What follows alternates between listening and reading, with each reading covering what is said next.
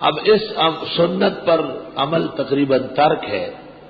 چاہیے کہ کسی دعوت میں بھی آدمی جائے بے تکلفی سے رومال ڈال کے 2 رکعت پڑھ لے. سنت ہے، بخاری میں بار بار آ رہا ہے. اور جب سفر سے واپس آ جائے تو 2 رکعت مسجد میں پڑھ لے. مسجد میں موقع نہ ہو تو گھر پر پڑھ لے. اور روانہ ہونے سے پہلے 4 رکعت نفل پڑھ لے. اور ایسے وقت میں سفر شروع کرے کہ نوافل کا ہو. اللہ تعالیٰ اس کی واپسی تک اس کے گھر بال بچے، مال و دولت، عزت و شرف، منصب اور مقام کی حفاظت کے لیے 4 فرشتے مقرر فرما دیتا ہے. مسند امام احمد میں مرفوع روایت ہے.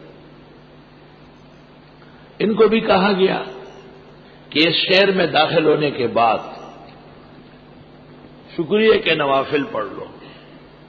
وقولوا حطۃ، اور کہو کہ خدایا معاف فرما.